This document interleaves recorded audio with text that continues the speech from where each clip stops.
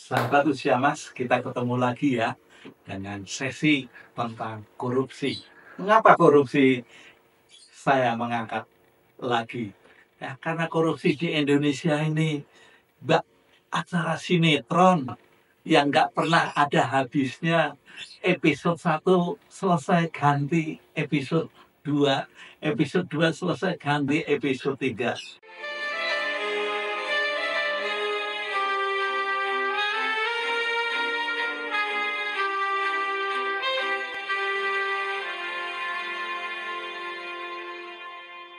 Benar nggak netizen? Coba perhatikan. Ya, pejabat-pejabat kita ini hampir setiap hari muncul tentang korupsi, baik yang miliaran maupun yang triliunan. Ya, hari ini ada berita, besok muncul lagi, udah layaknya reality show. Ya, tapi hadiahnya malah masuk ke bumi. Ya. Ada yang pakai jurus lupa ingatan dalam persidangan. Nah, ada yang mendadak sakit saat dipanggil oleh KPK. Terus entah apalagi tiba-tiba sembuh kalau tidak ada urusan. Atau urusan masalah korupsi ini sudah beres atau sudah mendingin suasananya. Yang bikin lebih kocak, uang hasil korupsi ini juga absurd. Ada yang buat beli tas miliaran, ada yang piara hewan eksotis, ada yang sampai bangun kebun binatang pribadi, ada juga yang disimpan di bawah kasur.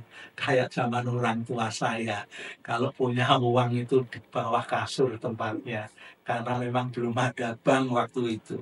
Nah, sekarang kan di desa-desa sudah mulai ada bank. Ya, BRI ini ada di setiap kecamatan, tapi di jarak 1 kilometer, 2 kilometer sudah ada apa namanya bank kecil-kecil itu, Briling lah ya. Itu juga bukan hanya BRI aja, banyak bank yang lain melakukan seperti itu. Ya. Tapi gini loh, ya, yang paling lucu kalau ketahuan korupsi kan langsung bilang saya disalimi.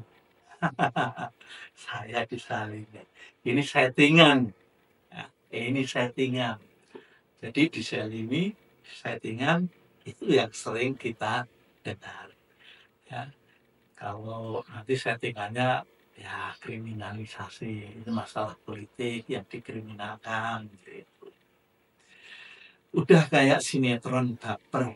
Ya. Sementara itu rakyat ya, tetap harus bayar pajak ya, sambil nonton drama pejabat yang kepergok maling uang negara. Luar biasa.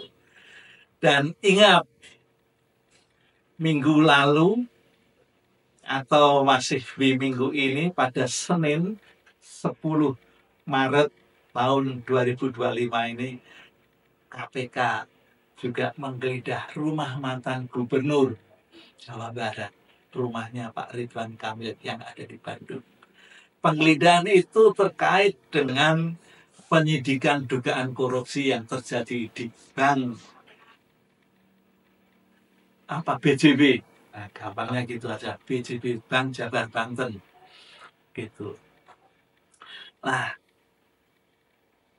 ini juru bicaranya Pak Tesa menginformasikan bahwa penggeledahan dilakukan di beberapa lokasi di Bandung, termasuk di kediamannya pejabat setingkat kepala daerah. Namun detail mengenai barang yang disita belum diungkapkan. Tapi kalau di rumahnya Pak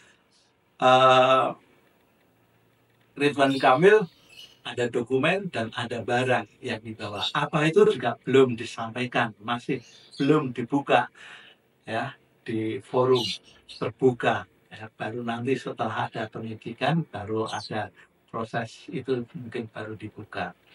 Nah, KPK memang berencana segera mengumumkan konstruksi perkara dari hasil penggeledahan setelah seluruh proses penyidikannya selesai. Itu yang dikemukakan melalui juru bicara itu di Kompas. Ya. KPK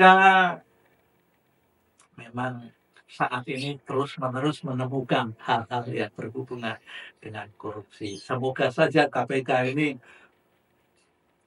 menunjukkan kegigihannya untuk memberantas korupsi seperti yang diharapkan oleh Presiden akan memberantas korupsi.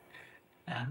Kalau sampai di ujung sana, saya katakan sampai di negeri entah berantah aja deh, gitu. Karena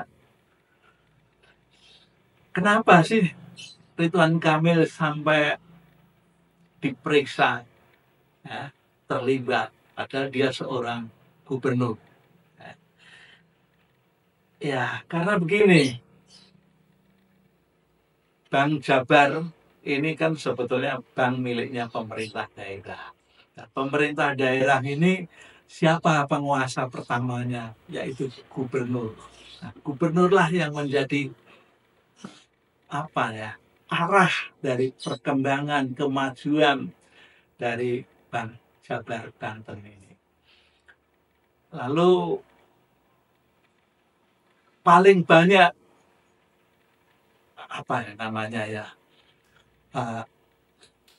apa ya, sorry agak lupa ini, tentang saham ya. Saham paling banyak juga dimiliki oleh pemerintah.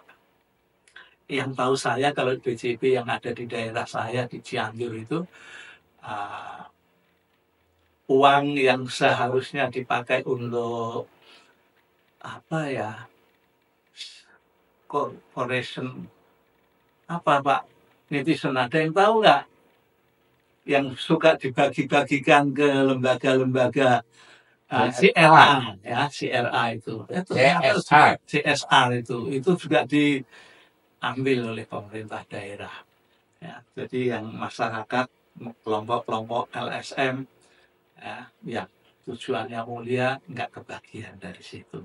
Nah itu karena memberi arah tadi ya. Jadi suatu ketika nanti kalau barang yang disita, yang diambil, dokumen yang diambil dari rumah kediaman itu diperiksa, diselidiki, lalu memang akhirnya terjadi hal-hal yang berhubungan dengan korupsi yang jumlahnya besar itu. Dan sebetulnya korupsi di BJB itu ada dua, yaitu masalah apa namanya kredit yang dilakukan secara fiktif, tapi itu terjadi pada tahun 2016, dan masalah periklanan yang berlangsung sampai tahun ketiga. Nah itu belum diketahui sebab musababnya, apakah itu ada nakal atau apa, gunakan yang lain kita nggak tahu, tunggu aja mainnya. Nah sekali lagi mengapa Pak Ridwan Kamil selaku gubernur juga diperiksa, karena posisi dia tadi adalah orang yang termasuk bertanggung jawab memberikan arah untuk maju nah, tidaknya Bank BJB itu sendiri. Dan yang lebih penting lagi, masalah kebijakan juga ada di gubernur. Gubernur bertanggung jawab dalam memastikan Bank BJB ini beroperasi sesuai dengan kepentingan daerah, termasuk dalam hal penyaluran kredit, investasi, dan program-program yang mendukung pembangunan ekonomi daerah. Lalu yang ketiga yaitu sumber dana APBD dan proyek-proyek ini selalu masuk ke dalam Bank BJB. Jadi untuk investasi, untuk kredit maupun untuk layanan keuangan sumbernya ada di APBD. Yang keempat yaitu yang sedang diselidiki oleh KPK itu mengenai alokasi anggaran iklan dan promosi Bank BJB. Keterkaitan kebijakan gubernur juga ini Ya, terutama jika ada dugaan penyalahgunaan dana yang tidak sesuai dengan prosedur. Nah, karena itu hubungan gubernur jabatan itu yang diemban oleh Pak Ridwan Kamil hubungannya sangat erat sekali. Ya, jika terjadi dugaan korupsi atau penyalahgunaan dana di Bank BJB, wajar saja jika gubernur saat itu ya ikut diperiksa meskipun belum tentu terlibat langsung dalam praktek korupsi. Jadi sekali lagi pemeriksaan penggeledahan di rumah Pak Ridwan Kamil itu belum ada keputusan bahwa beliau terlibat korupsi. Ya, belum ada kepastian. Tapi tinggal tunggu bagaimana kalau ada keputusan dia tidak atau dia terlibat, nanti kita perbincangkan lagi. Oke ya, sampai di sini kita jumpa. Bye bye.